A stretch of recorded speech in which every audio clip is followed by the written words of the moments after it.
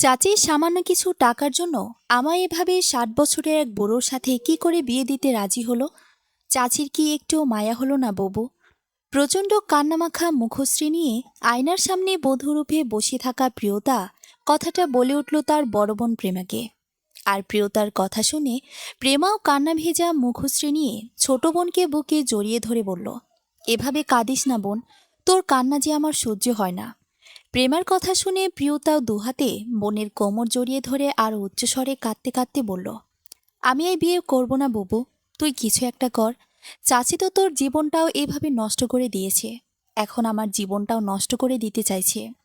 বোনের কথা শুনে প্রিয়তার মুখে হাত দিয়ে বলে উঠল প্রেমা, চুপ কর বোন, চাচি শুনে ফেলবে। শুনলে শুনুক বুবু, আমাদের মা বাবা নেই বলে এভাবে আমাদের সাথে অন্যায় করতে পারে না। আমাদের বাড়ি গাড়ি, ব্যাংক ব্যালেন্স সব তো নিজেদের নামেই করে নিয়েছে, এখন আমাদের সাথেও অন্যায় করছে। চাচির এত টাকা কিসে লাগে বুবু? বোনের কথা আর উত্তর দিতে পারে না প্রেমা। প্রেমাকে চুপ থাকতে দেখে আবারও বলে উঠল প্রিয়তা, তুই শুধু বল, আমরা আজ রাতে এখান থেকে পালিয়ে যাব বুবু। বোনের কথা শুনে হতাশ হলো প্রেমা। ভয়ে কুঁকড়ে উঠল সে। প্রেমা ছোটবেলা থেকে একটু ভীতু টাইপের, তবে প্রিয়তা এমন নয়। খালি পরিস্থিতির চাপে পড়ে মাঝে মাঝে চুপ থাকে। অবশ্য চুপ থাকে বললে একটু ভুল হবে, প্রেমা কিছু বলতে দেয় না তাকে। প্রেমাকে চুপ থাকতে আবারও বলল প্রিয়তা, কি হলো বুবু, তুই কথা বলছিস না কেন? তোর মাথা ঠিক আছে বোন? কি বলছিস? কোথায় যাবি পালিয়ে? কেন, ঢাকা যাব বুবু? তুই তো জানিস আমি ঢাকার এক ভার্সিটিতে চান্স পেয়েছি। চাচিকে লুকিয়েই পরীক্ষা দিয়েছিলাম। আমি এতদিন টিউশনি পড়িয়ে কিছু টাকা জমিয়েছি। সেই টাকা দিয়ে আমাদের আগামী 1 মাস ভালোভাবেই কেটে যাবে। তারপর আমি আবার টিউশনি পড়াবো, লাগলে জব করব। কোনো সমস্যা হবে না বুবু, চল না যাই। চুপ কর বোন, তুই যতটা সহজ ভাবছিস বিষয়টা ততটাও সোজা নয়। জীবনে কোনো কিছুই সহজ হয় না বুবু। প্রত্যুত্তরে প্রেমা কিছু বলতে পারল না, চুপ হয়ে গেল আবার। প্রেমাকে আবার চুপ হতে দেখে নিরাশ কণ্ঠে বলল প্রিয়তা, তুই আবার চুপ হয়ে গেলি বুবু। এমন সময় দরজা খোলার খটখট আওয়াজ আসলো। দরজার আওয়াজ আসতেই প্রেমা নিজের চোখ মুছে বোনের মাথার ঘোমটাটা ঠিক করতে করতে বলে উঠল, চুপ কর বোন, আর কথা না, কেউ আসছে মনে হয়। বোনের কথা শুনে ভয়ঙ্করভাবে আহত হলো প্রিয়তা। নিশ্চুপে চোখ বেয়ে অশ্রু গড়ালো তার। এরই মাঝে দরজা খুলে ভেতরে ঢুকলো চাচি। কর্কশ কণ্ঠে বলল, এই যে নবাবের বেটিরা, আপনাদের হলো বাহিরে তো বরযাত্রীরা এসে পড়েছে। চাচির কথা শুনে গা পিত্তি যেন জ্বলে উঠল প্রিয়তার। লজ্জাও কি করছে না এভাবে বলতে? প্রিয়তা চাচির মুখের উপর কিছু বলতে যাবে, তার আগেই প্রিয়তার হাত চেপে ধরল প্রেমা। চোখের ইশারায় বোঝালো চুপ থাকতে। প্রেমার প্রিয়তার চোখের ইশারাটা যেন দেখল চাচি। সঙ্গে সঙ্গে তেলেবেগুনে জ্বলে উঠে কর্কশ কণ্ঠে বলল, কে নিয়ে চোখাচোখি করছিস দুজন? শুনে রাখ, আজ এই মুহূর্তেই প্রিয়তার বিয়ে হবে। যদি উল্টোপাল্টা কিছু করিস তাহলে তো বুঝতে পারছিস গায়ের চামড়া আস্ত থাকবে না। এবার প্রেমা মুখ খুলল, নিজেকে স্বাভাবিক রেখে ধীর স্বরে বলল, তুমি চিন্তা করো না চাচি, আমরা কিছুই করব না। তুমি যা চাইবে তাই হবে। চাচি যেন খুশি হলো প্রেমার কথা শুনে। পরক্ষণেই প্রিয়তার দিকে কড়া দৃষ্টিতে তাকিয়ে বলল, ভালো হলেই ভালো। তোর ডিঙ্গি বোনকে বুঝিয়ে বলিস বিয়েটা হলে ওরই ভালো হবে। মানছি জামাইয়ের বয়সটা একটু বেশি, এর আগেও 3টে বিয়ে করেছে, কিন্তু বাড়ি গাড়ি টাকা জমি জমার কোনো অভাব নেই। তোর বোন ভালোই থাকবে। জমিদার বাড়ির বউ হবে কিনা বলেই হেসে উঠল চাচি। এবার আর প্রিয়তা চুপ থাকতে পারল না, মুখ ফুসকে বলেই উঠল, এত যখন ওই বুড়া লোকটাকে তোমার পছন্দ হয়েছে, তাহলে তুমি নিজে কেন বিয়ে করছো না? সঙ্গে সঙ্গে প্রিয়তার গালে থাপ্পড় বসিয়ে দিল চাচি। ধমকের স্বরে বলে উঠলেন, মুখ সামলা প্রিয়তা। চাচির কাজে ছলছল দৃষ্টিতে চাচির দিকে তাকিয়ে বলল প্রিয়তা, মারো মারো, মারতে মারতে মেরে ফেলো আমায়, তারপর আমি এই বিয়ে করব না। প্রিয়তার কথা শুনে চাচি আর একটা থাপ্পড় দিতে যাবে, এরই মাঝে প্রিয়তার সামনে এসে দাঁড়ালো প্রেমা।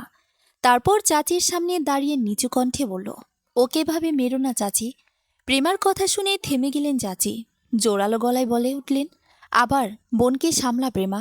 আজ যদি কোনো নাটক হয় তাহলে কিন্তু তোদের একদিন কি আমার একদিন। লাখ লাখ টাকা জুড়ে আছে এই বিয়ের সাথে, এত সহজে হাতছাড়া করব নাকি? আর বিয়ে যদি ভেঙে যায় তাহলে তোদের দুটোকেও আর জীবিত রাখবো না আমি। তাই সময় থাকতে বোনকে সাবধান কর, বুঝলি? বলতে বলতে রাগে হনহন করে চলে গেল চাচি। আর প্রিয়তা রাগে দুঃখে কেঁদে চলল নীরবে। তবে মনে মনে ভেবে নিয়েছে, মরে গেলেও এ বিয়ে কিছুতেই করবে না সে। প্রিয়তাকে কাঁদতে দেখে ওর হাত ধরতে নিল প্রেমা। সঙ্গে সঙ্গে ছিটকে দূরে সরিয়ে দিয়ে বলল প্রিয়তা, তুই আমায় ধরবি না বাবু, তোর জন্যই আজ এমনটা হয়েছে। তুই যদি সে শুরু থেকে চাচির কথায় না উঠতি না বসতি, তাহলে এমনটা হতো না। আমাদের নিজের বাবার বাড়িটাও এইভাবে চাচি বিক্রি করতে পারত না। আমাদের সব থেকেও আজ কিছুই নেই। বলতে বলতেই ঢুকরে কেঁদে উঠল প্রিয়তা। বাবা মায়ের কথা বড্ড মনে পড়ছে তার। এমন সময় সেই ঘরে ঢুকল প্রিয়তার চাচা। খানিকটা হতভম্ব গলায় বললেন উনি, প্রিয়তা মা। সঙ্গে সঙ্গে পিছন ঘুরে তাকালো প্রিয়তা। সামনে তার হতভাগা চাচাকে দেখে দৌড়ে জড়িয়ে ধরল ওনাকে। বলল, ছোট আব্বু, তুমি এসেছো? প্রত্যুত্তরে প্রিয়তার চাচাও বলে উঠল, হ্যাঁ মা, এসেছি। নিজেকে খুব অসহায় লাগে জানিস। ওদের এই অবস্থার জন্য নিজেকে বড্ড অপরাধী মনে হয়। বলে কেঁদে উঠল প্রিয়তার চাচা। চাচাকে কাঁদতে দেখে হতাশ হলো প্রিয়তা। নীরব কণ্ঠে বলল, তুমি কেঁদো না ছোট আব্বু। প্রত্যুত্তরে চাচা কিছু বলবে, এরই মাঝে ডাক পড়ল ওনার। মেয়েকে নিয়ে যাওয়ার জন্য তাড়া দিচ্ছেন খুব। নিচের ডাকাডাকি শুনে ছলছল চোখে প্রিয়তার দিকে তাকিয়ে বলল চাচা, চল মা, নিচে যাই। চাচার কথা শুনে ছলছল দৃষ্টিতে একবার চাচা আর একবার বোনের দিকে তাকালো প্রিয়তা। দুজনেই অসহায় দৃষ্টিতে তাকিয়ে আছে তার দিকে। প্রিয়তায় কিছু একটা ভাবল, তারপর নিশ্চুপ স্বরে বলল, আমি যাব, তোমরা যাও, আমি আসছি। উত্তরে প্রেমা বলল, তুই আসছিস মানে? বিরক্ত হলো প্রিয়তা।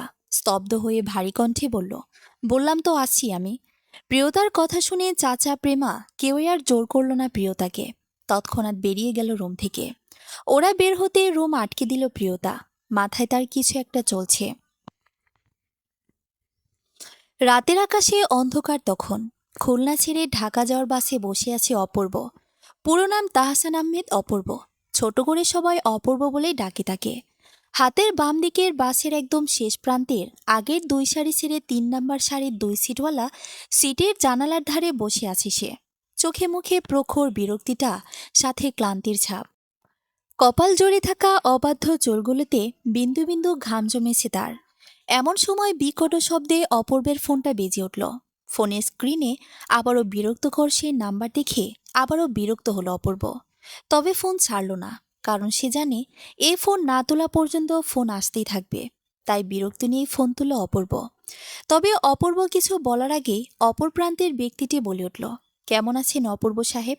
জবাব দিল না অপূর্ব, যা দেখে অপর প্রান্তের ব্যক্তিটি বেশি না বলে উঠল আবার, আপনার মনে হয় না আপনার এই চুপ থাকাটা ঠিক কতটা বিরক্ত করে আমায়? এবার মুখ খুলল অপূর্ব। গম্ভীর কণ্ঠে বলল, কথা না পেঁচিয়ে কিসের জন্য ফোন করেছেন সেটা বলুন। আপনি কি জানেন না আমি কী কারণে ফোন দিয়েছি? আমার আপনাকে চাই অপূর্ব। আপনাকে এর আগেও অনেকবার বলেছি, অপূর্ব ন্যায়ের পথে কাজ করে, কোনো বেআইনি কাজ নয়। আর যে কাজ করলে সাধারণ মানুষের ক্ষতি হবে, সে কাজ তো অপূর্ব মরে গেলেও করবে না। এর আগেও অনেকবার বলেছি, আরও একবার বলছি, মুখার্জি মশাই আমাকে পাবার আশা ছেড়ে দিন। আর পারলে নিজেকে বদলান। না হলে এই অপূর্ব যে ঠিক কী কী করতে পারে সে বিষয়ে আপনার কোনো ধারণা নেই। তাই এখনও বলছি, সময় থাকতে নিজেকে বদলান। ভালো থাকবেন। আর নেক্সট টাইম এই এক বিষয় নিয়ে বকবক করার জন্য ফোন দিবেন না আমায়। বলেই অপর প্রান্তের লোকটিকে কিছু বলতে না দিয়েই ফোনটা কেটে দিল অপূর্ব। ফোন বন্ধ করে দিল নিমেষে। রাগ হচ্ছে তার, চরম রাগ। এই লোকটাকে এক কথা বারবার বোঝাতে বোঝাতে মুখ ফিতা হয়ে গেছে অপূর্বের। তারপরও কেন শুনতে চায় না বুঝতে পারে না অপূর্ব। অপূর্ব জানে এই লোক আবার তাকে ফোন করবে, তাই তো ফোন বন্ধ করে দেওয়া। বাসের সিটে গা এলিয়ে দিয়ে চোখ বুজিয়ে নিল অপূর্ব। চোখে মুখে চরম বিরক্তির আর রাগের ছাপধার। জোরে জোরে নিঃশ্বাস ছাড়ল অপূর্ব। রাগ কমানোর প্রচেষ্টা। জরুরি কিছু কাজের জন্য খুলনা এসেছিল অপূর্ব। নিজের গাড়ি নিয়ে এসেছিল সে। কিন্তু মাঝপথে এক কাণ্ড ঘটায় বাসে চড়ে বাড়ি ফিরতে হচ্ছে তাকে। তারপর উটকোলেকির ঝামেলা। রাতের আকাশে মেঘ ডাকছে, হয়তো বৃষ্টি নামবে কিছুক্ষণের মাঝে। অপূর্বের কানে মেঘের শব্দ আছে ঠিকই, তবে আপাতত সে চোখ খুলতে চাইছে না। তাই চুপচাপ চোখ বন্ধ করে বসে আছে। এমন সময় হতভম্ব হয়ে গাড়ির ভেতরে ঢুকলো কালো বোরকা পরিহিত একটা মেয়ে। পুরো বাসে চোখ বুলিয়ে হঠাৎই চোখ গেল তার শেষের দিকে ৩ নাম্বার সারির একটা ছেলের পাশের সিটটার দিকে। সিটটা এখনো খালি, এখনই বাস ছাড়বে। কন্ডাক্টর সবাইকে যার যার সিটে বসার জন্য তাড়া দিচ্ছে খুব। প্রিয়তাও বেশি কিছু না ভেবে চটজলদি গিয়ে বসে পড়ল অপূর্বের পাশের সিটটায়। ভয়ে বুক ধড়পড় করছে তার। আচমকায় পাশে কারো উপস্থিতি টের পেতেই চোখ তুলে পাশ ফিরে তাকালো অপূর্ব। তার পাশেই কালো বোরকা পরিধিত একটি মেয়েকে দেখল সে। বাসের আশেপাশে সিটগুলোতে চোখ বুলালো অপূর্ব, সব ভর্তি হয়ে গেছে। অতপর আর বেশি ভাবল না অপূর্ব, জানালার দিকে আর একটু ঘেঁষে বসল সে। বাস চলতে শুরু করলো তার আপন গতিতে। বাস যত এগোচ্ছে প্রিয়তার বুকের ভেতর ততই থমকাচ্ছে। এই প্রথম বাড়ির কাউকে কিছু না বলে এক অজানা গন্তব্যের দিকে এগিয়ে চলছে প্রিয়তা।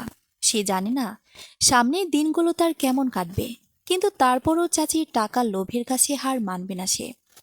ভেবেছিল বোনটাকেও সঙ্গে নিয়ে যাবে, কিন্তু তার অবুঝ বোন রাজি হলো না। তাই শেষমেশ তাকে একাই বাড়ি ছেড়ে পালানোর মতো ভয়ঙ্কর সিদ্ধান্ত নিতে হলো। প্রিয়তা মিনমিন কণ্ঠে বলে উঠল, পারলে আমায় ক্ষমা করিস বুবু। বুকের ভেতর যন্ত্রণা হচ্ছে প্রিয়তার। বোনকে ছেড়ে চলে যেতে সত্যি কষ্ট হচ্ছে তার।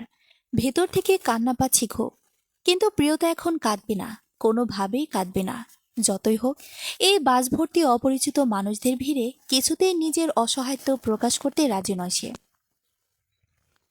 প্রিয়তা এক পলক তার পাশের সিটে বসে থাকা ছেলেটার দিকে তাকালো। চোখ মুখ বন্ধ করে সিটের সাথে হেলান দিয়ে চোখ বন্ধ করে আছে ছেলেটি। আচমকা কি হলো, ছেলেটা চোখ খুলে তাকালো তার দিকে। সঙ্গে সঙ্গে প্রিয়তা ঘাবড়ে গিয়ে চোখ সরিয়ে ফেলল দ্রুত। যদিও কালো বোরকার ভিড়ে তার চোখ ব্যতীত আর কিছুই দেখতে পাচ্ছে না ছেলেটি, তারপরও খানিকটা আনইজি ফিল হলো প্রিয়তার। এরই মাঝে ঝিরিঝিরি শব্দে বৃষ্টি শুরু হয়ে গেল ধরণী জুড়ে। প্রিয়তা অপূর্ব দুজনেই একবার চোখ বোলালো বাহিরের পরিবেশটার দিকে। অপূর্ব তৎক্ষণাৎ বাসের জানালা বন্ধ করে এক মনে বসে রইল চুপচাপ। আর প্রিয়তাও, সেও বেশি কিছু ভাবল না, নিজের মতো করে একরাশ অস্থিরতা নিয়ে বসে রইল একভাবে। এতক্ষণে নিশ্চয়ই সবাই জেনে গেছে সে বাড়ি থেকে পালিয়ে এসেছে। রাত 1টার কাটায় ছুঁই ছুঁই। বাস তখনও চলছিল আপন গতিতে। বৃষ্টি পড়া থেমে গেছে অনেক আগে, তবে থমথমে চারপাশ। প্রিয়তার চোখে ঘুম নেই, টেনশনে মাথা চিনচিন করছে, তার সাথে অজানা ভয়ও বেয়ে আসছে বারে বারে। এরই মাঝে আচমকায় মাঝ রাস্তায় বাস থেমে গেল। অবশ্য থেমেছে বললে ভুল হবে, কিছু সন্ত্রাসী টাইপের লোক থামিয়ে দিয়েছে বাস। বাস থামতেই ভয়ে আরও যেন কুঁকড়ে উঠল প্রিয়তা। এরই মাঝে বাসের দরজা খুলে ভেতরে ঢুকলো 3জন লোক, হাতে ছুরি জাতীয় কিছু একটা। লোকগুলো সমস্ত যাত্রীকে উদ্দেশ্য করে বলল, কেউ নিজেদের সিট ছেড়ে উঠবেন না। আমরা একটা মেয়েকে খোঁজার জন্য বাসে উঠেছি। মেয়েটা বিয়ের আসর থেকে পালিয়ে এসেছে, তাকে পেলেই নিয়ে চলে যাব। আমরা কোনো ঝামেলা করতে আসিনি বলে সঙ্গে থাকা ছেলে দুটোকে উদ্দেশ্য করে বলল লোকটি। করিম, শিহাব, দেখ মেয়েটা বাসে আছে কিনা। আচ্ছা বস। বলেই পুরো বাসে লোকেদের চোখ বুলিয়ে খুঁজতে লাগলো মেয়েটিকে। এদিকে প্রিয়তার হাত পা কাঁপছে। সে বুঝতে পেরেছে এরা তাকেই খুঁজতে এসেছে। সামনের ছেলেগুলো আশেপাশে সিটগুলোতে খুঁজতে খুঁজতে যত তার দিকে এগিয়ে আসছে, ততই আরো ঘাবড়ে যাচ্ছে প্রিয়তা। আচমকাই কি হলো প্রিয়তার? তার পাশে বসা ছেলেটার হাতটা শক্ত করে চেপে ধরল সে। সাথে বিড়বিড় করে কিছু একটা বলতে লাগলো প্রিয়তা। সাথে ভাবতে লাগলো, তবে কি শেষ মুহূর্তে এসেও চাচির হাত থেকে রক্ষা পেল না প্রিয়তা? আচমকায় হাতে কারো শীতল স্পর্শ পেতেই চমকে উঠল অপূর্ব। পাশ ফিরে তাকালো তৎক্ষণাৎ। মাত্রই চোখ দুটোকে বুজিয়ে ঘুম নামক সন্ধিপথে মগ্ন হতে নিয়েছিল সে। এরই মাঝে বাস থামা, সাথে পাশের মেয়েটির এমন অদ্ভুত আচরণ, সবকিছুই তার ঘুম নামক আরামদায়ক মুহূর্তটাতে প্রচুর ব্যাঘাত ঘটিয়েছে। অপূর্ব দৃষ্টি রাখল বোরকা পরিধিত মেয়েটির দিকে।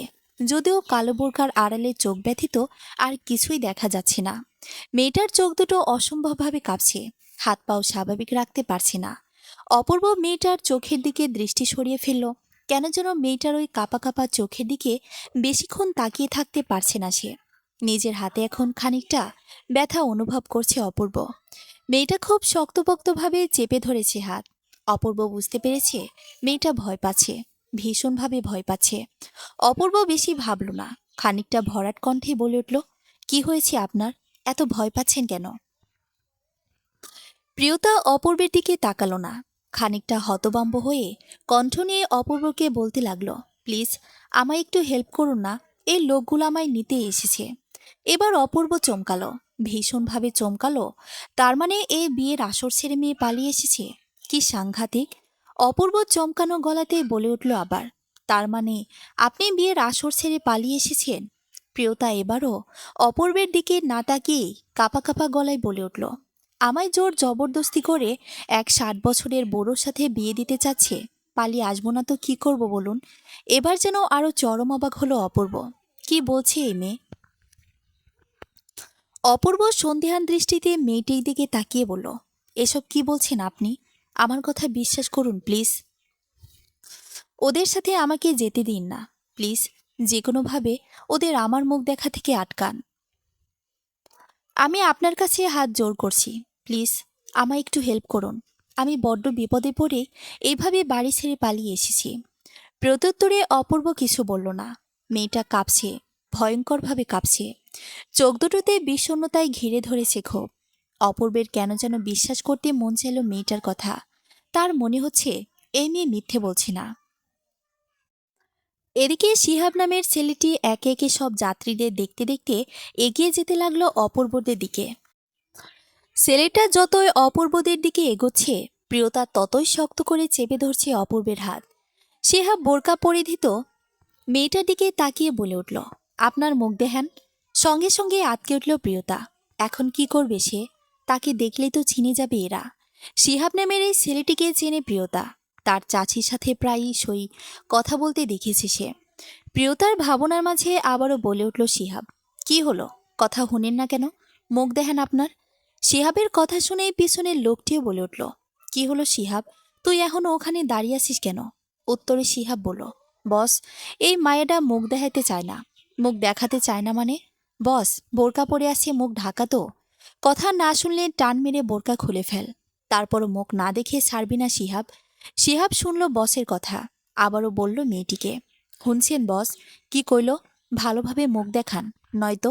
প্রিয়তা এবারও শুনল না, একদম জেকে বসে আছে সে, কিছুতে তার মুখ দেখাবে না। প্রিয়তার কাণ্ডে শিহাব এবার বিরক্ত হয়ে বলল, তার বসকে বলল, বস, মেয়েটা মুখ দেখতে দেয় না, না দিলে জোর কর। বলদটা এতক্ষণ সময় লাগে একটা মেয়ের মুখ দেখতে? শিহাব বেশি না ভেবে খানিকটা রাগ নিয়ে বলল, আমনের জন্য বস আমায় বলদ কইল, আপনার মুখ দেখান মাইয়া। বলছি আপনি ভালো কথাই শুনবেন না, আমনেরে জড়ি করা লাগবো, বলছি আমি। বলেই নিজের হাতটা এগিয়ে দিতে লাগলো শিহাব প্রিয়তার মুখের দিকে। উদ্দেশ্য টান মেরে মুখের নিকাব খুলে ফেলা। প্রিয়তা থমকে গেছে এখন পুরোপুরি, হাত পা কাঁপা কাঁপা আরও বেড়ে গেছে। তার বারবার মিনতির স্বরে পাশা ছেলেটির কাছে হেল্প চাইছে সে, সাথে মনে মনে আল্লাহকে ডাকছে খুব করে, কোনোভাবেই যেন এরা তার নিকাবটা না খুলতে পারে। প্রিয়তা খিচিয়ে চোখ বন্ধ করে নিল তার, আর হয়তো শেষ রক্ষা হলো না। এত দূরে সেও যেন চাচির হাত থেকে রক্ষা পেল না সে। বেশ কিছুক্ষণ যাওয়ার পরও মুখে কারো হাতের স্পর্শ অনুভব না পেতে আস্তে আস্তে চোখ খুলে তাকালো প্রিয়তা। সামনেই শিহাবের রাত শক্ত করে চেপে ধরেছে অপূর্ব। অপূর্বকে দেখে বোঝা যাচ্ছে খুব স্বাভাবিকভাবেই শিহাবের হাতটা ধরেছে সে, কিন্তু শিহাব বুঝতে পারছে তার হাতের হাড্ডিগুড্ডি ভেঙে গুঁড়ো গুঁড়ো হচ্ছে ভেতর থেকে। এবার অপূর্ব মুখ খুলল, ভয়ঙ্করভাবে রাগ হচ্ছে তার। এইভাবে বাস ভর্তি লোকের সামনে একটা মেয়ের নিকাব খুলে নেওয়া কতটা অরুচিকর ভেবে রাগ হচ্ছে তার। অপূর্ব গম্ভীর কণ্ঠে বলল, সাহস কি করে হয় অপূর্বের বইয়ের নিকাবের দিকে হাত দেওয়ার? সঙ্গে সঙ্গে চোখ মুখ কুঁচকে এলো প্রিয়তার। কি বলছে কি ছেলেটা? অপূর্বের বউ মানে? শিহাব তার হাতের ব্যথায় মুখ থেকে কোনো কথা বের করতে পারছে না। তারপরও বহুত কষ্টে পেছন ঘুরে বলল, বস, মোর হাত শেষ। হলে এদিকে আহেন। সঙ্গে সঙ্গে পেছন থেকে লোকটা এগিয়ে আসলো প্রিয়তাদের দিকে, হতভম্ব গলায় বলল, কি হয়েছে আরামজাদা? একটা মেয়ের মুখ দেখতে এতক্ষণ সময় লাগে? শিহাবের হাত ছেড়ে দিল অপূর্ব। নিজের হাতটা ছাড়া পেতেই হাতটা শক্ত করে ধরে বলল শিহাব, বস, পোলাটা মোর হাতটা ভাঙে দিছে। কি পোলাডার এত বড় সাহস? মতলেবের পোলাগোর দিকে হাত বাড়ায়? কই দেখি, সর দেখি। স্যারাডারে দেখতে দে। শিহাবের চেয়ে মতলব অনেকটা খাটো, যার দরুন অপূর্বের ফেসটা ঠিকভাবে দেখতে পারছে না সে। শিহাবকে ছাড়িয়ে যেই না অপূর্বের ফেসটা দেখল মতলেব, সঙ্গে সঙ্গে ভয়ে কোঁকড়ে উঠে বলল, ভাই আপনি এখানে? অপূর্ব এবার তাকালো সামনের লোকটির দিকে। একে চেনে বলে মনে পড়ছে না তার। অপূর্বের ভাবনার মাঝেই হতভম্ব হয়ে বলে উঠল মতলেব, ভাই আপনি এইভাবে বাসে করে? অপূর্ব খানিকটা অবাকের স্বরে তার ভ্রুজোড়া কুঁচকে কপাল চুলকে বলল, আমায় চিনেন আপনি? উত্তরে প্রফুল্লতার স্বরে বলল মতলেব, আপনায় চিনব না ভাই? আপনার মতো এত বড়রা। বলতে গিয়েও অপূর্বের চোখের দিকে তাকিয়ে থেমে গেল মতলব। আশেপাশের সবার দিকেও তাকালো সে। সবাই তাদের দিকেই তাকিয়ে আছে। পরক্ষণে প্রসঙ্গ পাল্টে বলল মতলব, এই মেয়ে আপনার সাথে ভাই? উত্তরে অপূর্ব বেশি কিছু না ভুলে, তাহলে তো আমরা যাকে খুঁজছি সে হওয়ার কোনো চান্সই নেই। আপনি বহেন ভাই, আমরা যাচ্ছি। বলে সকল যাত্রীদের উদ্দেশ্য করে ক্ষমা চেয়ে তৎক্ষণাৎ বাস থেকে নেমে পড়ল মতলব। ওরা নামার কিছুক্ষণের মাঝেই বাস চলতে শুরু করলো আবার। এদিকে বাস যেতে শিহাব হা হয়ে বলে উঠল, বস আপনি কিছু বললেন না কেন? কি কমু? পোলাডায় আমার হাত ভেঙে দিল। শিহাবের কথা শুনে ওর গালে হালকা চাপড়ে বলল, মতলেব তোর ভাগ্য ভালো উনি শুধু তোর হাতটা ধরেছে, না হলে তুই তো গেছিলি আজ। কিন্তু মেয়েটা ছিল কে? এবার করিম বলল, বলল তো বউ। প্রত্যুত্তরে করিমের চোখে চোখ বড় বড় করে বলল, বউ বলল না, বোন বলল। গাধা, উনি তো বিয়ে করেনি, কিন্তু উনি তো বউই কইল বস। তগর কান দুটো বাসায় গিয়া পরিষ্কার করণ লাগবো, বুঝছি আমি। চল এখন ওই মায়াডারে খোঁজা লাগবে, নয়তো মায়ার চাচির রেগে বোম ফাটাইবে। বলেই সামনে এগিয়ে চলল মতলব। আর শিহাব করিমও হাবলাকান্তের মতো চলল মতলবের পিছু পিছু। মাঝে মাঝে এরা সত্যি বুঝে না তাদের বস এই শুদ্ধ তো এই অশুদ্ধ ভাষায় কথা বলে কেন। আর কে ছিল ওই ছেলেটা যে তাদের বস এভাবে ভাই বলে সম্বোধন করেছিল ছেলেটাকে? চলন্ত বাসের ভিড়ে ড্যাব ড্যাব চোখে তাকিয়াছে প্রিয়তা তার পাশে অপূর্ব নামের ছেলেটির দিকে। এ দুটো কারণ: এক, তাকে বউ বলে আখ্যায়িত করা, আর দুই দুই কে ছেলে যার কারণে চাচির পাঠানো ছেলেগুলো ওনাকে এত সম্মান জানিয়ে বেরিয়ে গেল বাস থেকে। প্রিয়তা যখন এসব ভাবনায় মগ্ন ছিল তখনই হুট করে অপূর্ব প্রিয়তার চোখের দিকে তাকিয়ে গম্ভীর কণ্ঠে বলল, আমার দিকে কেউ ড্যাব ড্যাব করে তাকিয়ে থাকুক এটা আমার পছন্দ নয় মিস।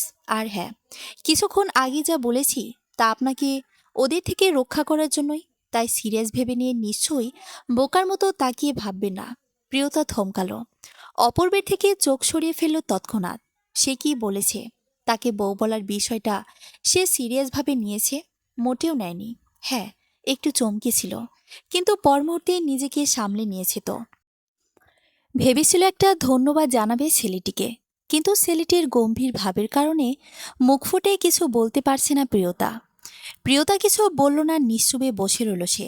তবে তার পাশের ছেলেটি আসলে কে জানার জন্য খুব কৌতূহল জেগেছে মনে, কিন্তু সাহস করে বলতে পারছে না কিছুই। প্রিয়তা আরেকবার তাকালো ছেলেটির মুখের দিকে। ছেলেটা আবারও বাসের সিটের সাথে তার সমস্ত শরীর এলিয়ে দিয়ে চোখ বন্ধ করে নিয়েছে। আচ্ছা, ছেলেটির কি মাথা যন্ত্রণা করছে, নাকি খুব ঘুম পেয়েছে, নাকি ক্লান্ত? প্রিয়তা কথাগুলো মনে মনে আওড়ে অপূর্বের মুখের দিকে দৃষ্টি রাখল। গোল ফেস, ফর্সা মুখ, চোখের ডান পাশে ছোট্ট একটা দাগ আছে, যেটা খুব গভীরভাবে আষ্টে পৃষ্ঠে জড়িয়ে ধরেছে ছেলেটাকে। হালকা লাল ঠোঁট, শীতল ভেজা চোখ, মাথা ভর্তি ঘন কালো চুল, যা মাথার সাথে সাথেই লেপ্টে আছে কপাল জুড়ে। রাতের শীতল ভেজা বাতাসের ছোঁয়ায় খানিকটা নড়ছে সেগুলো। পরনে নেভি ব্লু কালারের শার্ট, সাথে কালো টি শার্ট, কালো জিন্স, শার্টের হাঁটা কোনই পর্যন্ত ফোল্ড করা, শার্টের বোতাম খোলা সব। ছেলেটার মুখে এক অন্যরকম মায়া ফিল করছে প্রিয়তা। ছেলেটাকে ভয়ঙ্কর সুন্দর বলে আখ্যায়িত করতে মন চাইছে তার। সাথে নিঃসন্দেহে বলা যায় ছেলেটা প্রবল ভালো মনের মানুষ, নয়তো অচেনাই মেয়েকে সাহায্য করতো না এভাবে। প্রিয়তা যখন অপূর্বকে দেখতে ব্যস্ত তখন চোখ বন্ধ করে ভরাট কণ্ঠে বলে অপূর্ব, আমি কিন্তু একবার বলেছি আমার দিকে কেউ ড্যাব ড্যাব করে তাকিয়ে থাকুক এটা আমার পছন্দ নয় মিস। সঙ্গে সঙ্গে ঘাবড়ে গেল প্রিয়তা, চমকে উঠল ভীষণভাবে। ছেলেটা তো চোখ বন্ধ করেছিল, তাহলে বুঝলো কি করে সে তাকে দেখছে? ছি ছি, কি লজ্জা, কি লজ্জা! ছেলেটা নিশ্চয়ই তাকে খুব বাজে ভাবল। নিকোষ কালো অন্ধকারে ঘেরা চারপাশ, রাস্তার দুই ধারে পরপর ল্যাম্পপোস্টের আলো ব্যতীত তেমন কিছুই চোখে পড়ছে না আর। বাস ভর্তি করা মানুষগুলো প্রায় ঘুমে মগ্ন তখন। শুধু ঘুম নেই প্রিয়তার চোখে, ভীষণ জোরে কান্না পাচ্ছে তার। কতক্ষণ চেঁচিয়ে কাঁদতে পারলে হয়তো মনটা শান্ত হতো। আজ যদি বাবা মা বেঁচে থাকতো, তাহলে হয়তো এই দিনটা তার কখনোই জীবনেই আসতো না। তার শান্তশিষ্ট বোনটার কপালটাও এত খারাপ হতো না।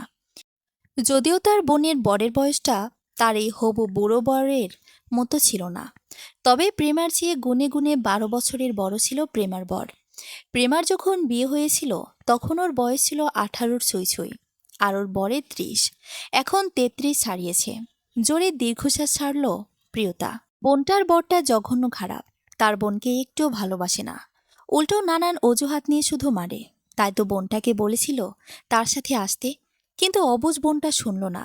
প্রিয়তার তো মাঝে মাঝে ইচ্ছে করে বোনটার বরটাকে খুন করে জেলে যেতে, কিন্তু আফসোস এমনটা করতে পারে না। একটা মানুষকে খুন করা এতটা সোজা নাকি? আবারও নিঃশ্বাস ছাড়ল প্রিয়তা। জীবন তাকে কোথায় নিয়ে এসে দাঁড় করালো সেটাই ভাবছে প্রিয়তা। একটা সময় ছিল প্রিয়তার জীবনটাও খুব সুন্দর ছিল। বাবা মায়ের খুব আদরের মেয়ে ছিল প্রেমা আর প্রিয়তা। বাবা শখ করে প্রিয়তাকে পিহু বলে ডাকত। কি মধুর ডাক ছিল বাবার। তখন প্রিয়তা 10ম শ্রেণীতে ভর্তি হয়েছে কেবল। হঠাৎ একদিন স্কুল ছুটির পর বাড়ি এসে জানলো বাবাকে নাকি খুঁজে পাওয়া যাচ্ছে না। বাবার প্রফেশনাল লাইফ সম্পর্কে তেমন কিছুই জানতো না প্রিয়তা। কি করে নিখোঁজ হলো, কোথায় গেছে বাবা, বলতে বলতে মুখে ফেনা উঠে গিয়েছিল প্রিয়তার সেদিন, কিন্তু উত্তর পাওয়া যাচ্ছিল না কোথাও। এরপর প্রায় টানা 15 দিন পর বাবার নিথর দেহ মিলল নর্দমার এক ডাস্টবিনের ভিতর।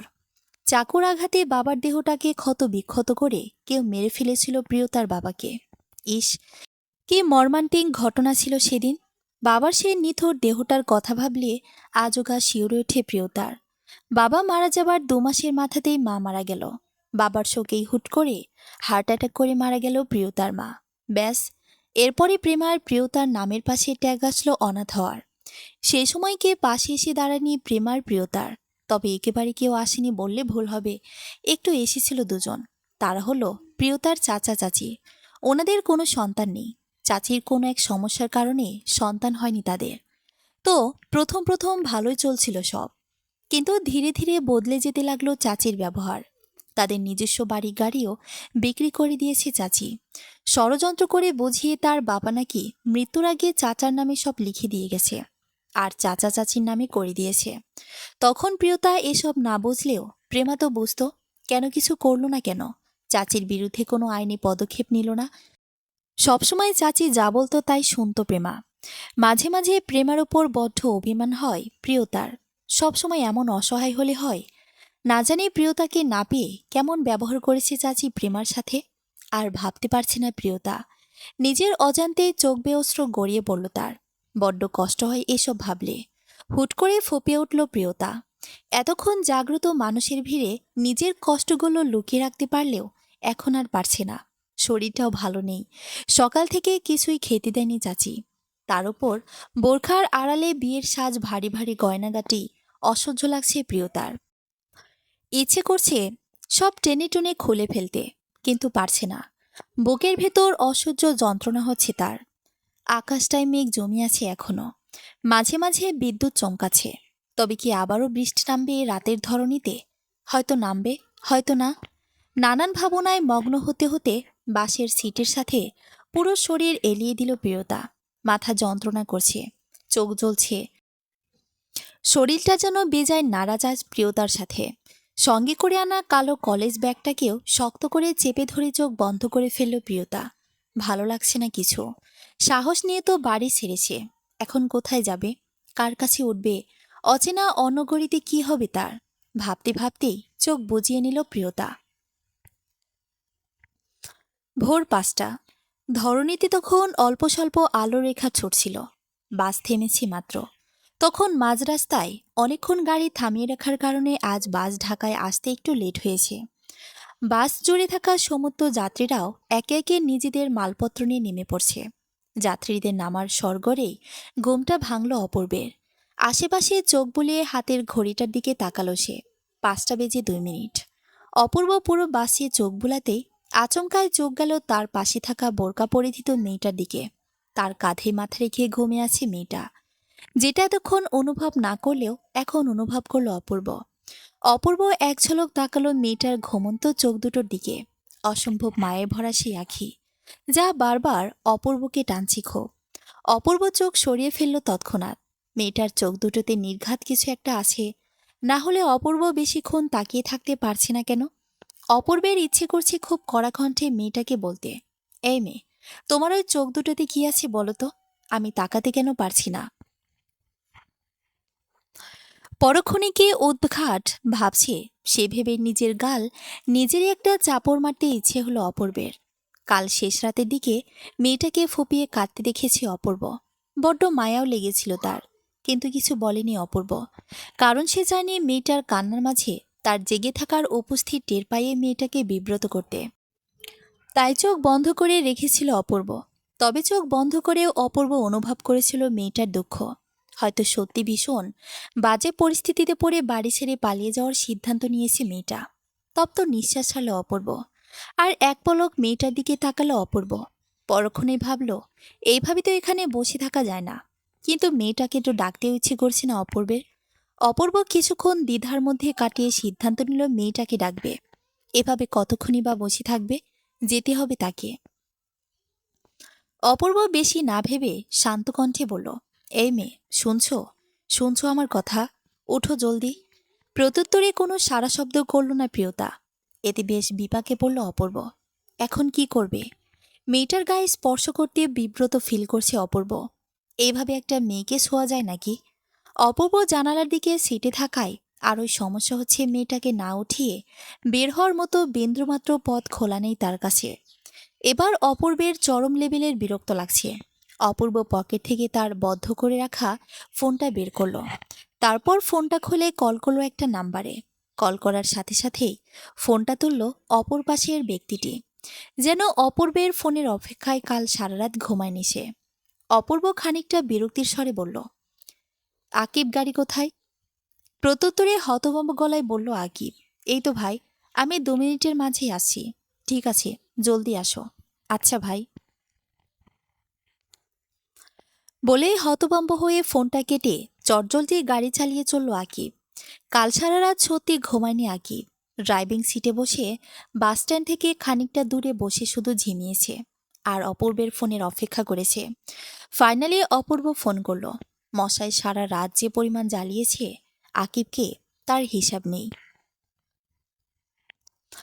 3 মিনিটের মাঝে আকিব গাড়ি নিয়ে এসে থামল খুলনার থেকে ঢাকা আসার বাসের সামনে। কিন্তু আশেপাশে অপূর্বকে না দেখে খানিকটা হতাশ হলো আকিব। অপূর্ব ভাই কি বাস থেকে নামেনি এখনো? এরই মাঝে হাজির অপূর্ব, তবে একা নয়, সঙ্গে একটা মেয়ে। তাও কিনা অপূর্ব কোলে নিয়ে আসছে মেয়েটাকে। গাড়ির ভিতর বসে এমন আকস্মিক দৃশ্য দেখে চোখ বেরিয়ে আসার উপক্রম আকিবের। এটা সত্যি তো তার অপূর্ব ভাই, নাকি অন্য কেউ? আকিব হাতে চিমটি কাটল। নির্ঘাত সারা রাত না ঘুমানোর জন্য ভুলভাল দেখছে সে। আকিব নিজের হাতে নিজেই চিমটি কেটে চেঁচিয়ে উঠল, না, এটা তো মিথ্যে না। সত্যি সত্যি তার অপূর্ব ভাই একটা মেয়েকে কোলে তুলে হেঁটে আসছে তার দিকে। আকিব বিস্মিত চেহারা নিয়ে গাড়ি থেকে বের হলো। তারপর এগিয়ে গিয়ে হতভম্ব গলায় বলল, ভাই। উত্তরে বেশি কিছু না ভেবে বলল অপূর্ব, আপাতত কোনো কথা নয়। আকিব, বাসে মেয়েটার একটা ব্যাগ আছে, জলদি নিয়ে আসো, কুইকলি, আমাদের যেতে হবে। বলে মেয়েটাকে সঙ্গে নিয়েই গাড়ির দিকে এগিয়ে গেল অপূর্ব।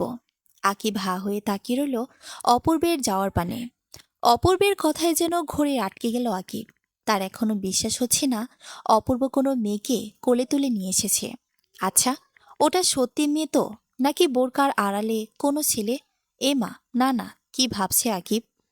অপূর্ব ভাই তো বলল মেয়েটার ব্যাগটা আনতে। আকিব বেশি না ভেবে চটজলদি ছুটে গেল বাসের ভিতর। তারপর আশেপাশে চোখ বুলাতেই চোখ গেল নিচে পড়ে থাকা কালো ব্যাগটার দিকে।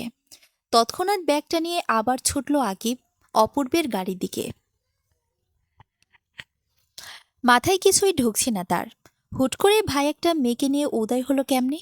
কই, কাল বিকেলে তো বলেনি তার সাথে একটা মেয়ে আছে? আকিব বেশি ভাবল না। মাথার ভিতর হাজারটা প্রশ্ন খিচুড়ি পাকাচ্ছে তার। জলদি তেল মরিচ আর পানি না দিলে খিচুড়ি কড়াইয়ের সাথে লেগে পড়ে যাবে মনে হয়। আকিব দৌড়ে সে ঢুকে পড়ল গাড়িতে।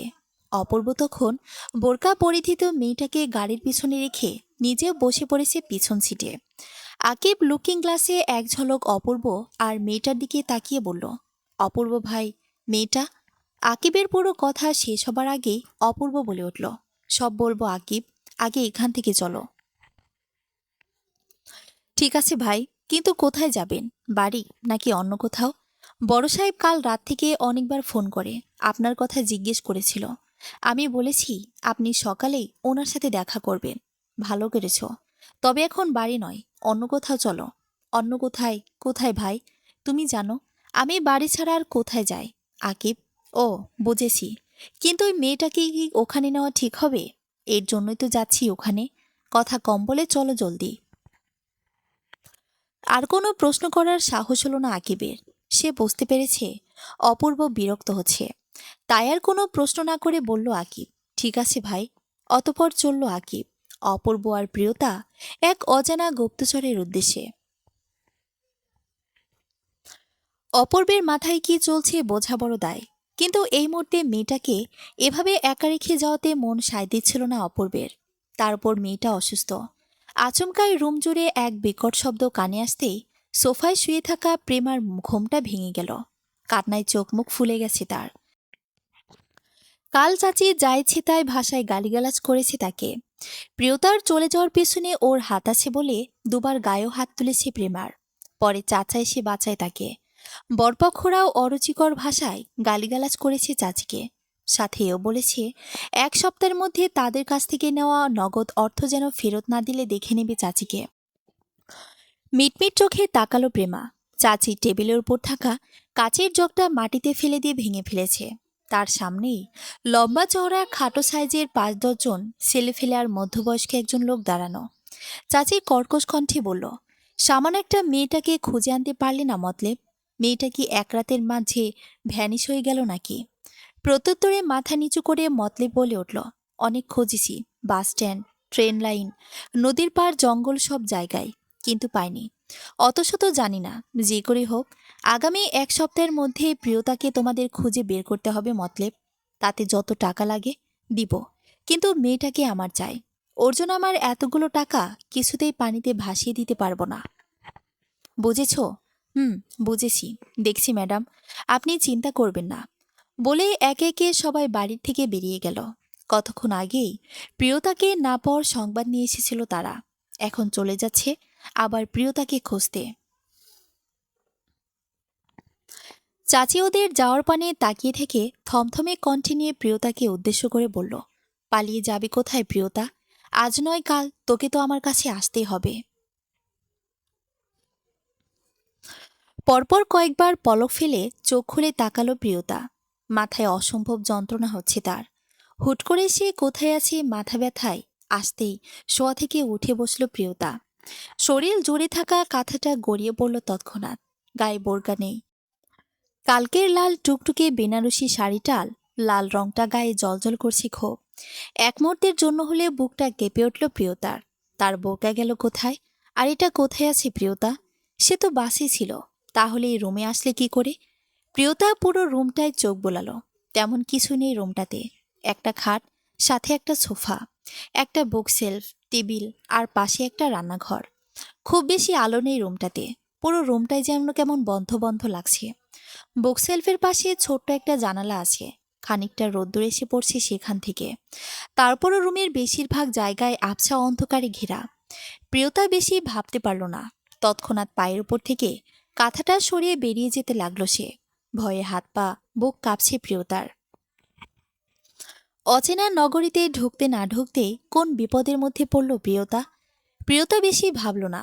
তৎক্ষণাৎ মাথাটা চেপে ধরে রুম থেকে বেরিয়ে যেতে লাগলো। শরীর অসম্ভব গরম তার। কাল শেষ রাতের দিকে জ্বর এসেছে তার, 102 ডিগ্রি। দরজা থেকে বের হতেই চারদিকে বড় বড় গাছপালা ঘেরা বিশাল বাগান দেখতে পেল প্রিয়তা। পুরো বাড়িটা ঘিরেই রয়েছে বিশাল বাগান। বাগানটা এমনভাবে তৈরি যে বাগানের উপর প্রান্তের ব্যক্তিটির বোঝার উপায় নেই বাগান পেরিয়ে এখানে একটা ছোট্ট করে ঘর আছে। আবার এপাশ থেকে বোঝার উপায় নেই যে অপর প্রান্তে শহরে রাস্তা বইছে। একটা গুপ্তস্থান বলা যেতে পারে। রুমের দরজার সামনেই বড় বড় অক্ষরে লেখা গুপ্তচর। প্রিয়তার চোখ এড়ালো না নামটা থেকে। সে বুঝতে পেরেছে কোনো গোপনীয় জায়গায় এসে পড়েছে প্রিয়তা। গুপ্তচর বলতে কি বোঝায়? গুপ্তভাবে সংবাদ সংরক্ষণ করে যে গোয়েন্দা। তবে কি কোনো গোয়েন্দার গোপনীয় জায়গায় এসে পড়েছে প্রিয়তা? কিন্তু এমন একটা জায়গায় আসলো কি করে? আর কি বা আনলো তাকে? সে কি মেয়ে নাকি ছেলে? তার কোনো বাজে উদ্দেশ্য নেই তো তাকে নিয়ে? প্রিয়তা পুরো জায়গাটায় চোখ বোলাতেই মাথাটা আরো উচ্চভাবে ঝিমঝিম করে উঠল। এমন জঙ্গলের ভিড়ে কি করে চলে আসলো প্রিয়তা, সেটাই ভেবে পাচ্ছি না। প্রিয়তা কোন দিক যাবে বুঝতে পারছে না। ডান দিকে গেলে এই জঙ্গলে ঘেরা বাগান পেরোতে পারবে নাকি বাম দিকে গেলে পারবে, বুঝতে পারছে না। নানা ভয়ঙ্কর ভয়ঙ্কর চিন্তা ভাবনা আসছে তার মাথায়। এমন সময় আচমকায় একটা কাক ডানা ঝাপটে কাকা করে উঠল।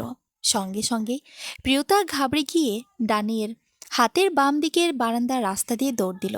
মাথা ভনভন করছে তার। এক অজানা ভয় এসে তাকে গভীরভাবে আঁকড়ে ধরেছে। শরীর ক্লান্ত, মন অশান্ত নিয়ে দৌড়ে চল প্রিয়তা। মাথার উপর টিন বিশিষ্ট ইট দিয়ে তৈরি একটা গোপনীয় গুপ্তস্থান, যেটার বাহির থেকে ভুতরে বাড়ি বলা যেতে পারে, কিন্তু ভেতর থেকে পরিপাটি ক্ষোভ। ছোট্ট করে কুটির ঘরও বলা যায় এটাকে, যার চারদিকে ঘিরে আছে বড় বড় সব গাছপালা। গাছগুলোর হাইট এতটাই তীক্ষ্ণ যে ওপরে সাদা আকাশটা দেখাচ্ছে ক্ষীণ। ঘন জঙ্গলে ভরপুর চারপাশ। কুটির ঘরের পেছনে এক বিশাল গাছের পাশে দাঁড়িয়ে ফোনে কথা বলতে ব্যস্ত ছিল অপূর্ব। কতক্ষণ আগে আকিবকে নিয়ে এখানে এসেছে সে। প্রিয়তাকে খাটে শুয়ে দিয়ে একজন মহিলা ডক্টরে নিয়ে এসেছিল অপূর্ব। মহিলাটি যখন প্রিয়তাকে দেখছিল তখন অপূর্ব নিজেও ভেতরে ঢুকিনি, আর আকিবকেও ঢুকতে দেয়নি। এর মাঝে অপূর্বের ফোন বেজে ওঠায় কুটিরের পেছনের দিকটায় আসে অপূর্ব। আকিব তখন রুমের বাইরের দরজার সামনে দাঁড়িয়েছিল। ডক্টর মহিলাটির কাজ শেষ হতেই আকিব ডক্টরের সাথে কথা বলে পুনরায় ডক্টরের চোখ বেঁধে নিয়ে যায় বাহিরে। আসার সময় চোখ বেঁধে আনা হয়েছিল ডক্টরকে, যাতে ডক্টরটি চিনতে না পারে সে কোথা থেকে এসেছে বা কোথা থেকে বের হচ্ছে, খুব গোপনীয় জায়গা কিনা। ডক্টরি প্রিয়তার বোরকা খুলে রাখে বিছানার পাশে। প্রচণ্ড জ্বরে কাতর প্রিয়তা, যার দরুন সকালে বাসে অজ্ঞান হয়ে যায় সে। বিষয়টা অপূর্ব প্রথমে বুঝতে না পেলেও পরে বুঝতে পারে। তাই তো অসুস্থ প্রিয়তা কে বাসে একা ফেলে আসতে মন সায় দিচ্ছিল না। তার আর এই কারণেই তার সবচেয়ে গোপনীয় জায়গাতে প্রিয়তাকে নিয়ে এসেছে অপূর্ব। সে নিজেও জানে না প্রিয়তাকে এখানে এনে ঠিক করেছে কিনা। এই জায়গাটা অপূর্বের জন্য যতটা গোপনীয় ততটাই সুরক্ষিত। শুধুমাত্র বিশ্বস্ত দুজন ব্যক্তি ব্যতীত আর কেউ জানে না এই গুপ্তস্থান সম্পর্কে। আর এই দুজন ব্যক্তির মধ্যে একজন হলো আকিব, আর দ্বিতীয়জন হলো অপূর্বের ছোট ভাই অয়ন। আমি তোমার সাথে বাড়ি গিয়ে কথা বলি বাবা। তুমি তো জানো আমি কাজ ছাড়া বাহিরে থাকি না, তাহলে বারবার ফোন কেন করছো? খানিকটা তীক্ষ্ণ স্বরে কথাটা বলে উঠল অপূর্ব তার বাবাকে। আর ছেলের কথা শুনে অপর প্রান্তে থাকা অপূর্বের বাবা বলে উঠল, তোমার মা তোমার চিন্তায় অসুস্থ হয়ে পড়ছে অপূর্ব। খানিকটা বিরক্ত হলো অপূর্ব। এ কথা যেন এর আগে বহুবার শুনেছে সে। অপূর্ব নিজেকে শান্ত রেখে বলল, কেমন স্বামী তুমি যে নিজের বউকে সামলাতে পারো না? ছেলের কথা শুনে চোখ মুখ কুঁচকে এলো অপূর্বের বাবার। গম্ভীর কণ্ঠে বললেন তিনি, এটা কেমন ভাষা অপূর্ব? আমি তোমার বাবা হই তো আমিও তোমার ছেলে। নিজের বউকে যদি সামলাতে না পারো তাহলে কেমন পুরুষ তুমি? শোনো, তোমার 4 ঘন্টা সময় দিলাম। এই 4 ঘন্টায় নিজের পুরুষত্ব প্রমাণ করো, বুঝলে? বউকে খাইয়ে দিয়ে সামলে রাখো। 4 ঘন্টা পর আমি আসছি। তুমি কিন্তু দিনকে দিন খুব অসভ্য হচ্ছে অপূর্ব। অপূর্ব কিছুক্ষণ চুপ থেকে নিজের কপালের বাম দিকটা আঙ্গুল দিয়ে চুলকে বলল, আমি সভ্য কবে ছিলাম? যাই হোক, আমি এখন ব্যস্ত, তোমার সাথে পরে কথা বলছি। আর অয়ন কই? ও কি তোমার বউকে সামলাতে পারছে না? বাড়ি যেতে দাও, ওর হচ্ছে আজ, বলে তৎক্ষণাৎ ফোনটা কাটল অপূর্ব। আর অপূর্বের বাবা ছেলের আচরণ আর কথা শুনে হতাশ হলো আবার। অপূর্ব এমনই, তার বাবার সাথে এমনই ব্যবহার করে সবসময়। প্রথম প্রথম ছেলের এমন ব্যবহারে বেশ অস্বস্তি ফিল হলেও এখন অভ্যেস হয়ে গেছে তার। এদিকে বাবার সাথে কথা বলে খানিকটা স্বস্তির নিঃশ্বাস ফেলল অপূর্ব। যাকগে, আপাতত 4 ঘন্টার মতো সময় আছে তার কাছে। অপূর্ব তৎক্ষণাৎ ফোনটা পকেটে পুরিয়ে কুটির ঘরের ভিতর যাওয়ার সিদ্ধান্ত নিল। না জানি আকিব ডক্টরকে নিয়ে বের হতে পারল কিনা, সাথে মেয়েটার অবস্থাও ঠিক কেমন জানতে হবে। অপূর্ব এসব ভাবতে ভাবতে 2 কদম যেতেই আচমকা একটা মেয়ে সে ধাক্কা খেল। তার সাথে মেয়েটা পড়ে যেতে নিতেই তাকে ধরে নিজের দিকে টানল অপূর্ব। ঘটনাটা হুট করে হয়ে যাওয়াতে অপূর্ব প্রিয়তা দুজনেই চমকে উঠল খুব। প্রিয়তা তো ঘাবড়ে গিয়ে শক্ত করে চেপে ধরল অপূর্বের কাঁধ। শরীর কান্তিতে এবার পুরোপুরি অবশ হয়ে আছে। নিজেকে শক্ত করে ধরে রাখাও দায় হয়ে পড়েছে প্রিয়তার জন্য। তারপরও যথাসম্ভব নিজেকে সামলে নিয়ে পরপর কয়েকবার পলক ফেলে মাথা তুলে তাকালো প্রিয়তা। প্রিয়তা তাকাতে অপূর্ব এই প্রথম দেখল প্রিয়তার মুখটা মায়াবী ফেস, ফর্সা গাল, চোখে মুখে একরাশ বিষণ্ণতা, এলোমেলো খোলা চুল, লাল টুকটুকে শাড়ি, ভারী গয়নাগাটি। 1 মিনিটের জন্য হলেও চোখ আটকে যায় অপূর্বের প্রিয়তার কাজলে আঁকা চোখটার দিকে। নিজেকে সামলায় অপূর্ব। ওই চোখ দেখেই বুঝেছে অপূর্ব বোরকার আড়ালে লুকিয়ে থাকা সেই মেয়েই এই মেয়ে। অপূর্ব বেশি না ভেবে নীরব কণ্ঠে বলল, এই মেয়ে, তুমি এখানে কি করছো? রুম থেকে বের হলে কেন? অপূর্বের কথা শুনে পরপর কয়েকবার পলক ফেলে সামনের ব্যক্তিটির চেহারা দেখল প্রিয়তা। মুহূর্তের মাঝে চোখের সামনে কালকের বাসে তার পাশে বসা ছেলেটিকে দেখে অবাক হয়ে বলল, আপনি? বলতে বলতে এলিয়ে পড়ল প্রিয়তা অপূর্বের বুকের ওপর। সমস্ত শরীরের শক্তি শেষ তার। মাথা ঝিমঝিম করছে, শরীরের তাপমাত্রা বাড়ছে, ভয়ে শরীর কাঁপছে।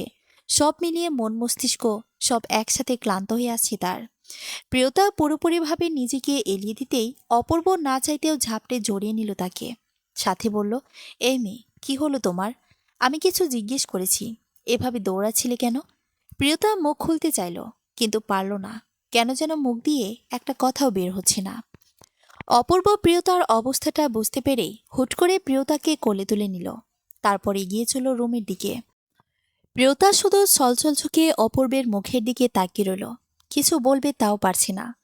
বিছানায় শুয়ে আছে প্রিয়তা, পাশে অপূর্ব তাকে নিজ হাতে স্যুপ খাইয়ে দিচ্ছে, যেটা অপূর্ব নিজ হাতে বানিয়েছে কতক্ষণ আগে। অপূর্বের থেকে খানিকটা দূরে দাঁড়িয়ে আছে আকিব। অপূর্বের কার্যকলাপ দেখছে সে। অপূর্বের টালবাহানা কোনো কিছুই মাথাতে ঢুকছে না তার। কে এই মেয়ে? এই প্রশ্নের উত্তরটাও এখনো পেল না। তারপর মেয়েটাকে রান্না করে খাওয়াচ্ছে অপূর্ব। আকিবের চক্ষু বেরিয়ে আসতে চাইছে বাহিরে। সে কি সত্যি দেখছে? চোখের সামনে সবকিছু হচ্ছে, তারপর বিশ্বাস করতে পারছে না আকিব। বারবার মনে হচ্ছে এই সত্যি অপূর্ব ভাই তো, নাকি অন্য কেউ। অপূর্ব প্রিয়তাকে খাবার আর ওষুধ খাইয়ে শুয়ে দিল বিছানায়। তারপর বলল, এখন ঘুমাও, তোমার শরীর বড্ড ক্লান্ত। প্রিয়তা কিছু বলতে চাইলেও ঠোঁট নাড়াতে নিল। সে সঙ্গে সঙ্গে অপূর্ব বলে উঠল, আমি জানি তোমার মনে এখন অনেক প্রশ্ন চলছে।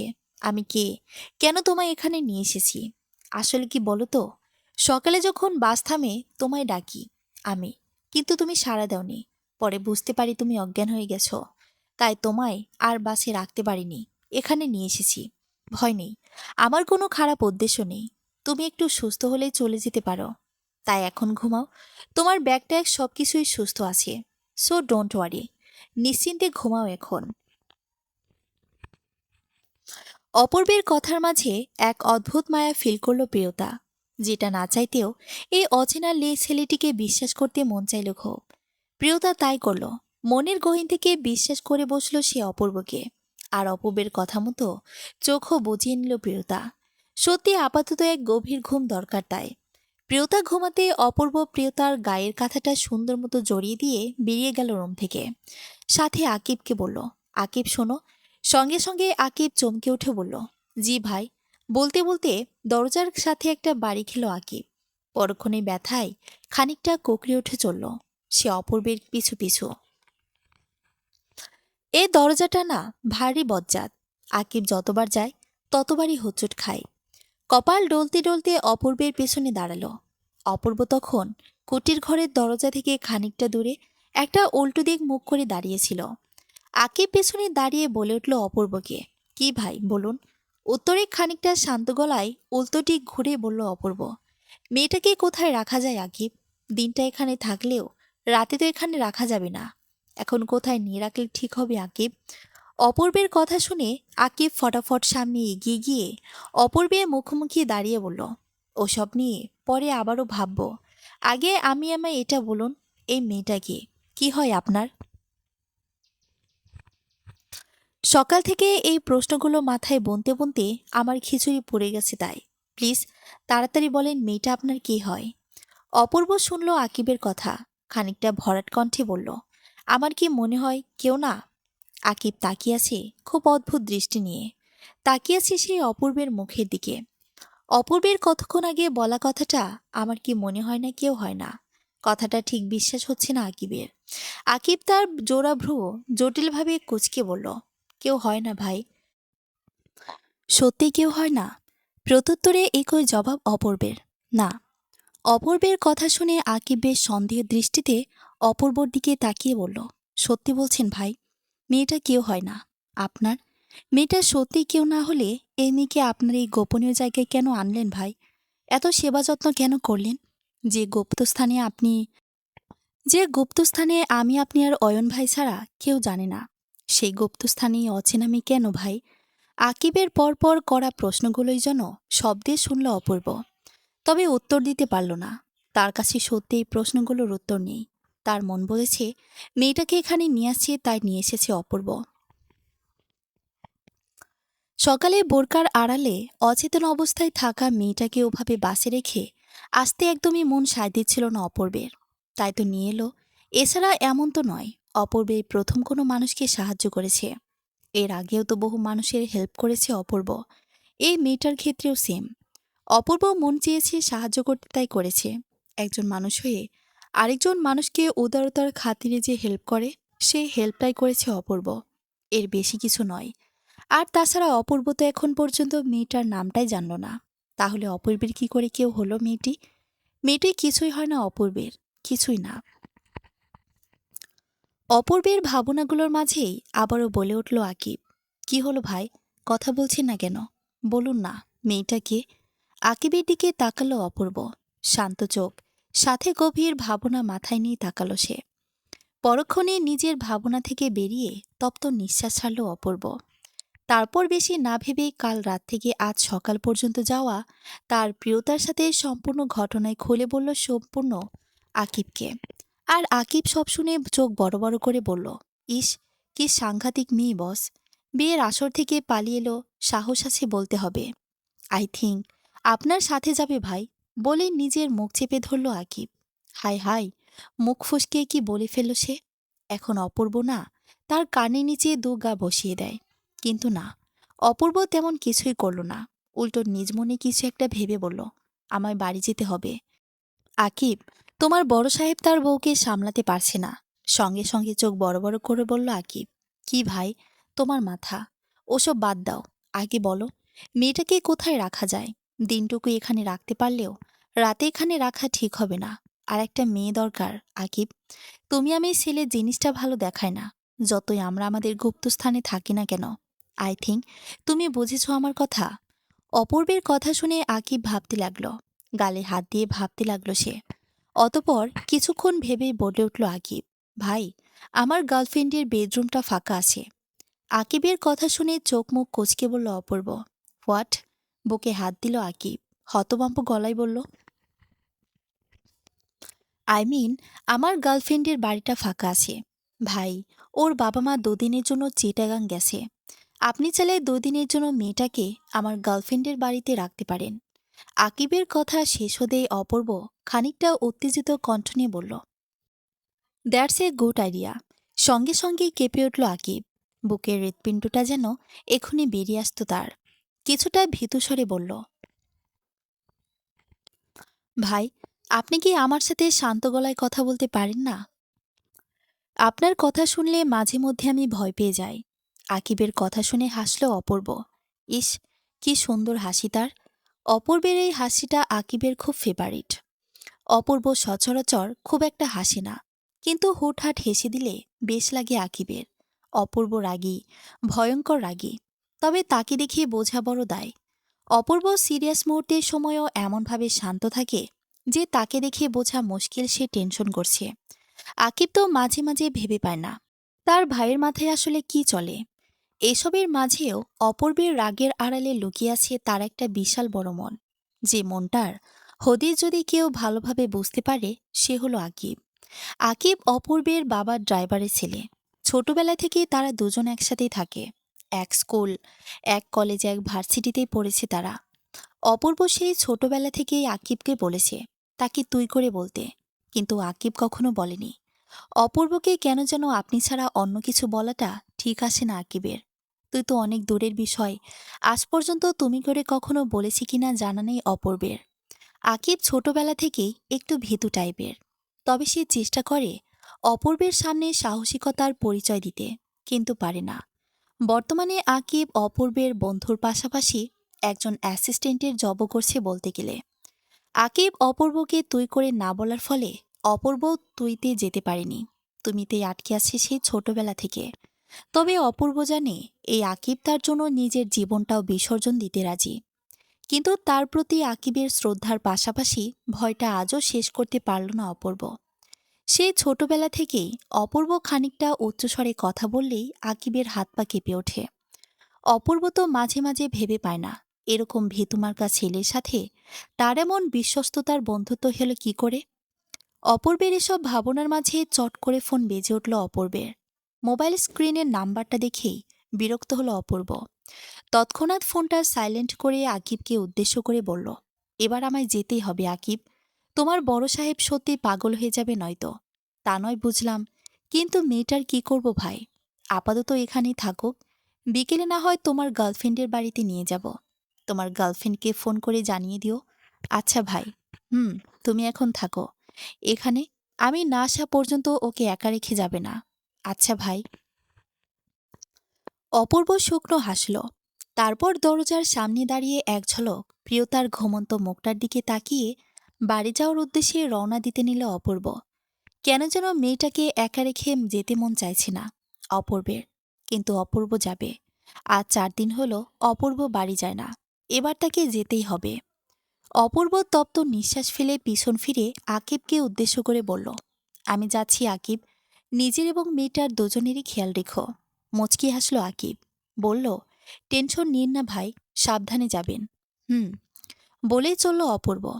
এরই মাঝে ফোন বাজল আবারও। আবারও একই নাম্বারে ফোন আসায় বিরক্তির চরম লেভেলে চলে গেল অপূর্ব। এই লোকটা কি তার বাংলা ভাষা বোঝে না? কাল রাতে এত কড়া করে কথা বলল তাও শুনল না। অপূর্বের চেহারায় বিরক্তি রেখা দেখে প্রশ্ন করল আকিব, কোনো সমস্যায় আছেন ভাই? অপূর্ব কিছু একটা ভাবল, তারপর বলল, আপাতত সমস্যা একটাই আকিব, সেটা হলো তোমার বড় সাহেব আর তার বউ। তাহলে আপনি আর দেরি করেন না ভাই, তাড়াতাড়ি যান। থাকো তুমি। বলেই আর এক পলক প্রিয়তার দিকে তাকিয়ে তৎক্ষণাৎ চলে গেল অপূর্ব। অপূর্ব যেতে আকিব এগিয়ে আসলো কুটির ঘরের সামনে। তারপর প্রিয়তার দিকে তাকিয়ে বলল, আপনি কি সত্যি অপূর্ব ভাইয়ের কিছু হন না আফা? কি জানি কেমন যেন। বলে দরজা আটকে দিয়ে বাহিরে দাঁড়িয়ে রইল আকিব। কে জানি আজ তার পা দুটো ঠিক কতক্ষণ এভাবে দাঁড়িয়ে থাকবে, রাতে ব্যথায় টনটন না করে আবার। কলিং বেল বাজার শব্দ আসতেই মুখে গোল পাউরুটির সাথে দোহাতের এক হাতে জ্যামের বোম আর অন্য হাতে টিভির রিমোট নিয়ে এগিয়ে গেল অয়ন দরজার সামনে। কিন্তু কিভাবে দরজা খুলবে তাই বুঝছে না সে। আসলে টিভি দেখতেছিল অয়ন। হঠাৎই জ্যাম আর পাউরুটি খেতে মন চাইল, তাই রান্নাঘরের উদ্দেশ্যে গিয়েছিল সে। রিমোটও ছিল হাতে, আর আসার পথেই কলিং বেল বাজা এইভাবে আসা। অয়ন আস্তে আস্তে আরও 2-3 বার কলিং বেল বাজানো হয়ে গেছে দরজার ওপাশে থাকা ব্যক্তিটির। কলিং বেল বাজানোর স্টাইল দেখে অয়ন বুঝেছে টানা 4 দিন পর তার গুণধর বড় ভাই খুলনা থেকে এসেছে।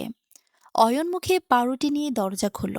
দরজা খুলতেই ভয়ানক রাগ নিয়ে বলল অপূর্ব, এতক্ষণ সময় লাগে দরজা খুলতে? প্রত্যুত্তরে মুখে গোল পাউরুটি রেখে বলল অয়ন, আ ত তিতি ত। সঙ্গে সঙ্গে চোখ মুখ কুচকে অয়নের অবস্থা দেখে বলল অপূর্ব, কি বললি? অয়ন আবারও কিছু বলল, কিন্তু পাউরুটির চক্করে সবই অগোছালো শোনাল। অপূর্বের রাগ উড়েছে হুট করে। অয়নের মুখ থেকে পাউরুটিটা টেনে বের করে বলল, এবার বল। অয়ন জোরে শ্বাস টানল, তারপর বলল, বলছি আইসি আমার গুণধর বড় ভাই, তোর জন্য দরজার সামনে দাঁড়িয়েছিলাম। নাকি যে দেরি হবে না? অয়নের কথা শুনে অপূর্ব কঠিন গলায় অয়নকে কিছু বলার জন্য ঠোঁট চালাতে নিলেও থেমে গেল। তারপর শান্ত গলায় বলল, আমার হাতের চর খাস না। 4 দিন হলো, তাই হয়তো চরের টেস্টটা নিতে চাইছিস আবার। মার না চর, এখন বাবা বাড়ি। তো তোর বাবাকে ভয় পায় নাকি? ভাই, তুই কিন্তু আবার তেরা কথা বলছিস।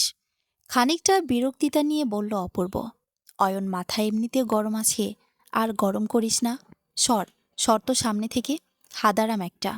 ভাই, তুই আমায় হাদারাম বললি? বললাম। এখন ধর, তোর পাউরুটি আমি তোর বাবার বউকে দিয়ে আসি। বলে হাতের পাউরুটিটা অয়নের হাতে দিয়ে চলল অপূর্ব। অপূর্বের যাওয়ার পানে তাকিয়ে থেকে বলল অয়ন, ভাই, আমার বাবার বউ মায়ের কাছে যাবি, এটা তো সহজভাবেও বলা যায়। তুই সবসময় এমন ঠোটকাটা কেন? আমি আজও বুঝলাম না, তুই সহজ কথাগুলো কেমন তেড়া করে বলিস কেন? অয়নের কথা অপূর্ব শুনল ঠিকই, তবে জবাব দিল না। তার মতো সেও এগিয়ে চলল তার মায়ের রুমের উদ্দেশ্যে। আর অয়ন জোরে নিঃশ্বাস ফেলে দরজা আটকে চলল টিভির সামনে। ভাইয়ের সাথে কথা বলতে বলতে সে তার টিভির কথাই ভুলে গিয়েছিল। থ্রিলার মুভির কাহিনী অর্ধেক শেষ হয়তো,